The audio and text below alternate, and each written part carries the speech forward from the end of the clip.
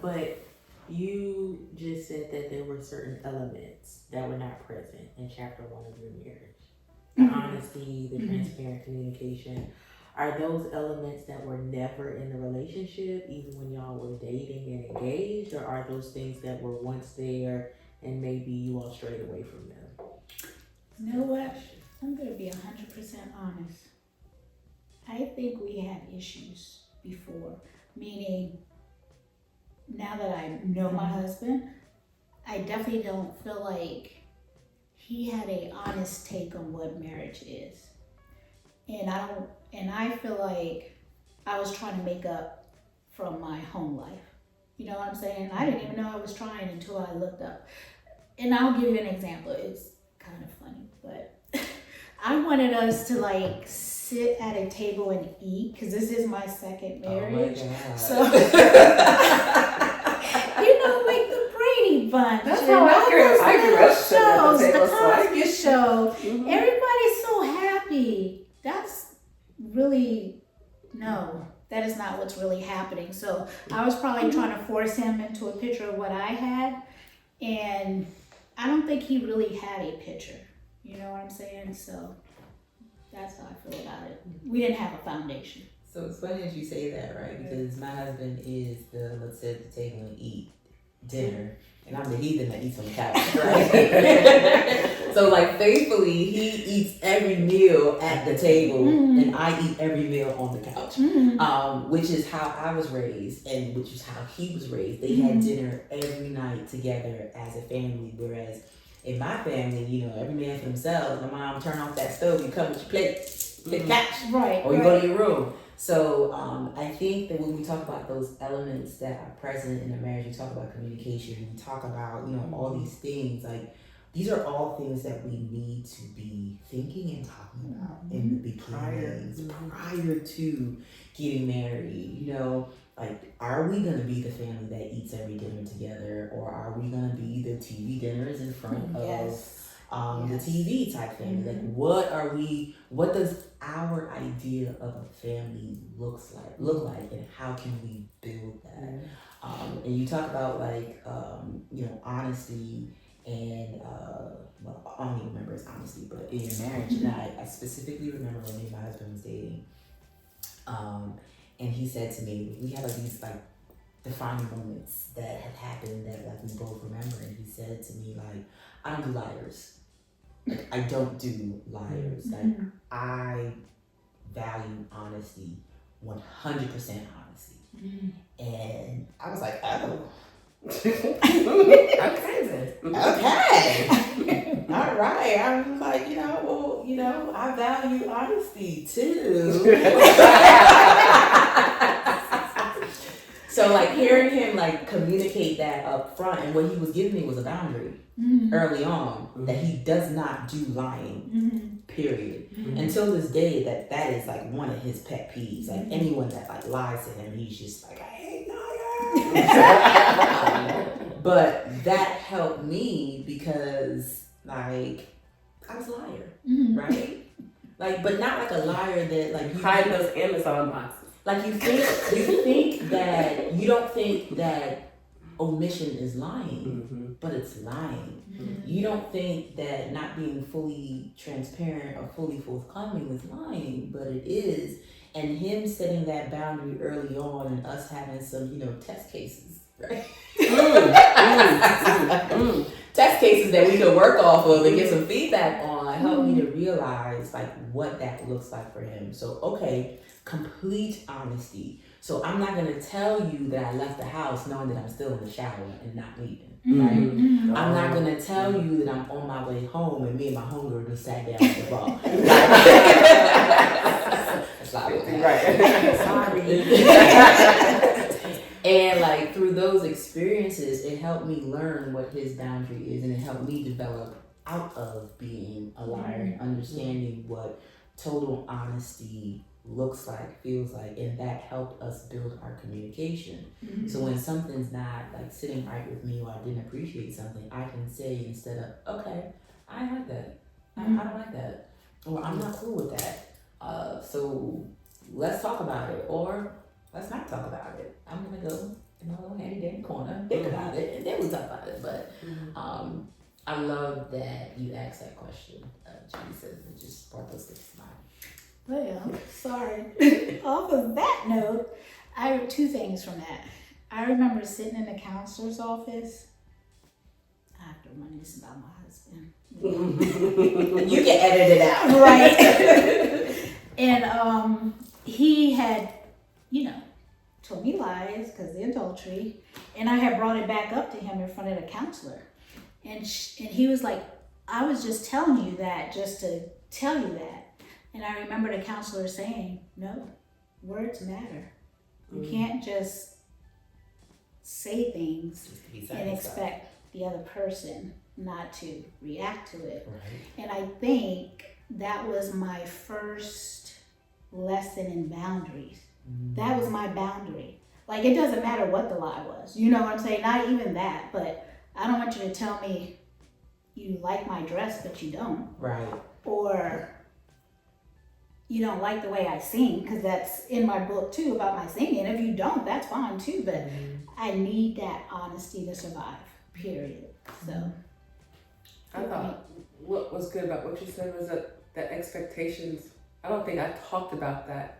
I expected what my parents did. I expected the Huxtables to sit at the table. I expected that, and I think that's a very good play it out. What does a day in our marriage look like? Because I think I just really entered mine without really, like, I had a book of questions. I went through all these questions. I went through counseling. I went through all of these things, but never knowing that he had a different picture than I had. You know what I'm saying? Never understanding that we're coming two different pictures.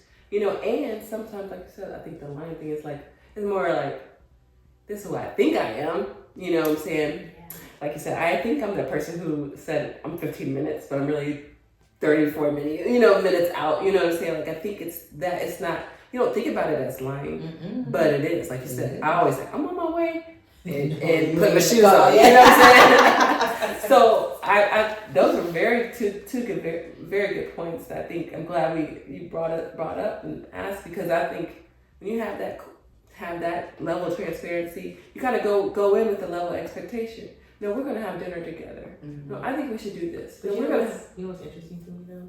I feel like in almost every other facet of our lives, Come on, we sis. have zero issues establishing boundaries, articulating our expectations. On our jobs, we're very clear about what we will and will not accept. Yeah. We draw hard lines in the sand. In our friendships with our family members, we are quick to say, "Oh, I don't tolerate that." Yeah. Cut you off. Yes, we cut people off. These are the expectations, Mm-hmm. and I wonder why we're afraid, or we aren't more intentional or conscious about doing that when it comes to relationships. Because not that when you get married it's too late, it just makes it more difficult because you've added more layers to the relationship. Whereas when you're in the dating phase, or even where I am, like being engaged, that is the perfect time to be having those things. Because one of you said earlier, like, nobody's gonna read your mind, right? Nobody should have to guess your boundaries. They shouldn't have to guess what your expectations are.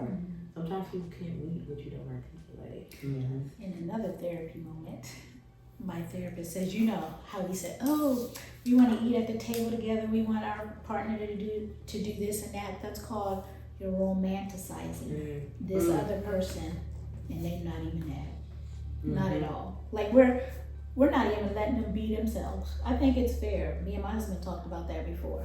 I said, you didn't even like me. I was mad. I said, you didn't even like the person I was. You didn't even know who I was. And you know what he said? You're right. I didn't like you. So he didn't even get to know me. So look at that. That's our whole half part of our marriage. That kind of sucks. It's a long life, So if you start doing these things on the opposite side, it sure makes marriage a lot more fun. So I want to go back to something that you said, Julissa, and how we set boundaries with everything else or every other part in our life, right? We talk about the covenant of marriage and this contract that we made before God, before our friends, and before our family. And in every other aspect in our lives where we have to sign a contract, you get the fine print up front.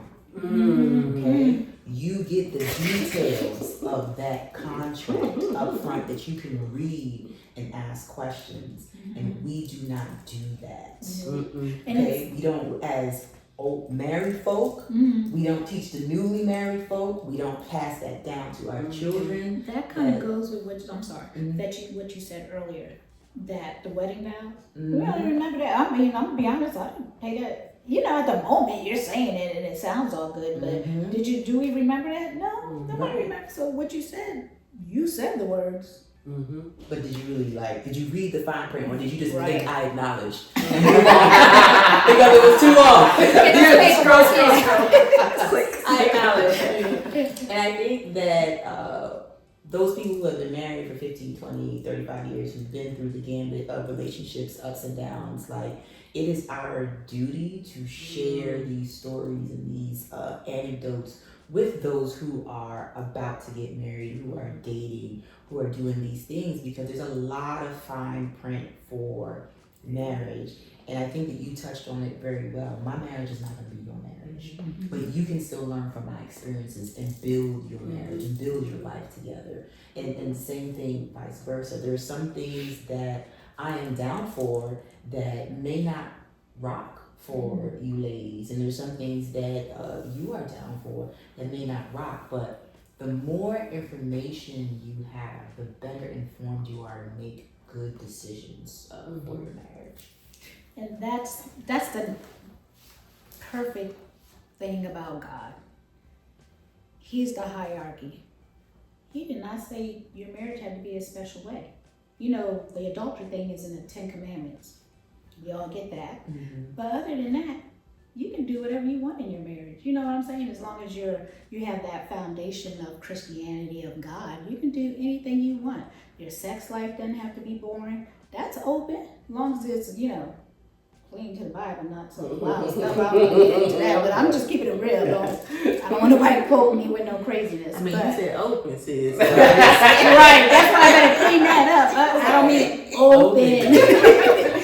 Open to each other. That's what I mean. You know, you can do whatever you want. You know, so you know, The we marriage can talk about bed is that not later. defiled. Yeah. Right, but I think Make a it lot of fun. times when it comes to like the Bible and the religion, like the church itself doesn't do a good job of teaching that. Mm-hmm. They too also romanticize marriage Mhm. and what it should look like Mhm. and what it should be. And a lot of times, like, that may not fit for those individuals, and you gotta find what works for you, what works for you and your spouse. And I think that that is one of the keys to building a successful life together, figuring out what works for you and your spouse. yes, Yeah. What makes y'all happy. amen. I think I went into like thinking that Disney is happily ever after, because I didn't see my parents argue. You know, they had one argument in front of us. You know what I'm saying? I was going to live with my daddy. I was going, you know, I had to plan, and I was like, you know, like I hadn't seen that. So the, you know, issues, you know, just being able to talk to somebody. I remember just early on, I was like, I need to talk to somebody, but they were like, I don't know that issue. I don't know. And some people will help you and some people will not. The church, I don't think too, is that place where you can really get some open conversation. I mean, that's how I met you, but I'm just saying, like, to get somebody to tell you, girl, that's him being a man. Women, you know, we can sit around with our girls all day. We're all, you know, kind of, you're on a different plane, because women, we like to talk to stuff. We like to do things differently than it comes to our relationship and how men are. So you can think, you know, and this is what I said, you know what I'm saying? And your girl's like, yes. But you talk to men and they're like, girl, you should have never said that to him. You know what I'm saying? Like, there's a male-female dynamic. You know, men are from Mars and women are from Venus. Like, we're just different in some ways that nobody can prepare you for. But the more you know, the more you can kind of come back to the truth of what it is, the truth of who you two are, and how you kind of set up and you set your expectations to be for your marriage. I think that's a good. It just reminds me of what we're talking about. It's nice to have a community of women on the same page, on the same planet. We all don't have to go to church every Sunday. That's not the point. The point is that we're living under kind of like the same standards. You know what I mean? And yeah, people that want a legacy of marriage and not, you know, divorce and all that stuff. So it's good that we're talking about this part.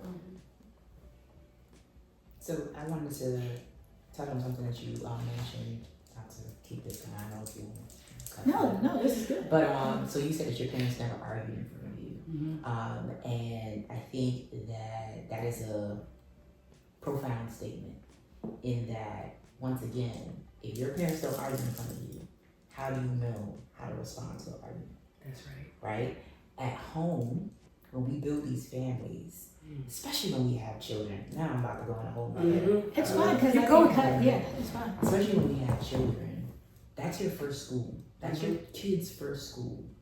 That's how you learn how to interact with boys. Mm-hmm. That's how you learn to interact with other girls if you have siblings. That's how you learn how to be on a team, how to collaborate, how to communicate. Yeah. And a lot of times in marriage and relationships, our communication struggles comes from what we've learned at home. Mm-hmm. So because you only witness your parents arguing, right?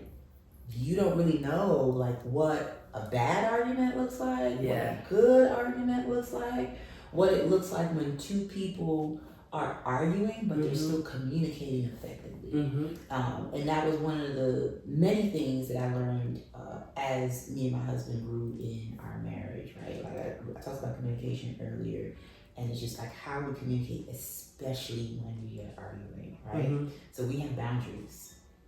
Mm-hmm. Don't say nothing you can't walk back from. Yeah. Okay? Don't there's very few things that you can say, but like know what those things are that you should not say that you can't walk back, right? Because all of those add up to micro hurts, right? And even with our daughter, when we argue in front of her. We argue, right? We're not yellers and screamers, cussers and stuff like that. We are disagreeing effectively, and we're having a heated conversation. She asks, "Are y'all arguing?" And we'll say, "Yes, we are disagreeing." And she may not look like she's listening, but she's listening, right? To see how we resolve this conflict between us, right? Where do we go? What are some of the things that we say? What are the languages that we use? What is our body language saying? And believe it or not, she may not know, but that's what she mimics when she goes out into the world. And she argues with people. Like sometimes I listen to her, discussing with her friends, and she'll say things like, I really don't appreciate you saying that. That hurt my feelings. How old is she? You gotta tell She's her. 10. She's 10. But like that language comes from what she has witnessed at home, right? Now imagine if when we argue, like we were yelling and screaming and throwing stuff or whatever.